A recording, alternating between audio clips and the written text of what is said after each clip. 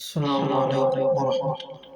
الحمد لله رب العالمين، والصلاة والسلام على أشرف المرسلين وعلى آله وصحبه وسلم.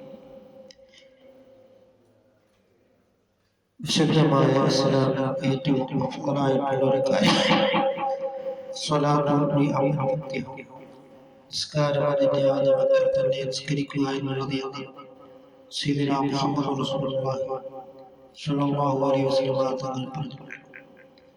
ശുദ്ധ ഖുർആൻ ശുദ്ധ ഇസ്ലാമിൽ നിസ്കരിക്കാത്തതിന് യാതൊരു സ്ഥാനവും പതിയേക്കാളും അതിന് ഇഷ്ടമായിട്ടുള്ള സ്ഥാനമാണ്.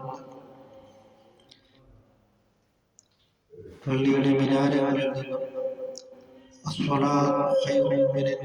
എന്ന് വിളിച്ചു പറയുമ്പോൾ സുബഹിയുടെ ആ സമയത്ത് പലരും നിസ്കാരത്തെ ഖളാ ആക്കുകയും നിസ്കരിക്കാതിരിക്കുകയും ചെയ്യുന്നതായ പ്രവർത്തനങ്ങളാണ് കണ്ടുവരുന്നത്.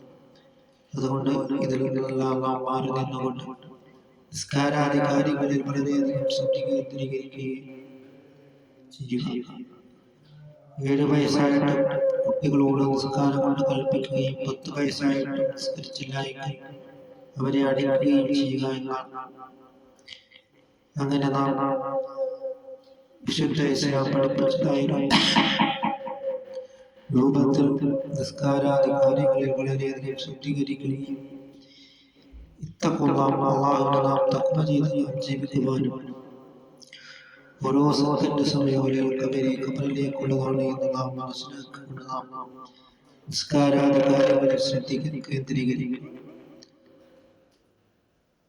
അള്ളാഹുവിന്റെ ഭക്ഷണം കഴിച്ചിട്ട്, അള്ളാഹുവിന്റെ വെള്ളം കുടിച്ചിട്ട്, അള്ളാഹുവിന്റെ വായു ശ്വസിച്ചിട്ട് നിസ്കരിക്കാതിരിക്കുന്നത് വളരെയധികം നന്ദികേടാണെന്ന് നാം മനസ്സിലാക്കിക്കൊണ്ട് അള്ളാഹുവിന്റെ പ്രീതിയിലായിട്ട് നാം ജീവിക്കുകയും നിസ്കാരങ്ങളെ യഥാർത്ഥം അനുഷ്ഠിക്കുന്നവരിൽ അല്ലാഹു തആല നമ്മളെ ഉൾപ്പെടുത്തുകയും ചെയ്യുമാറാകട്ടെ.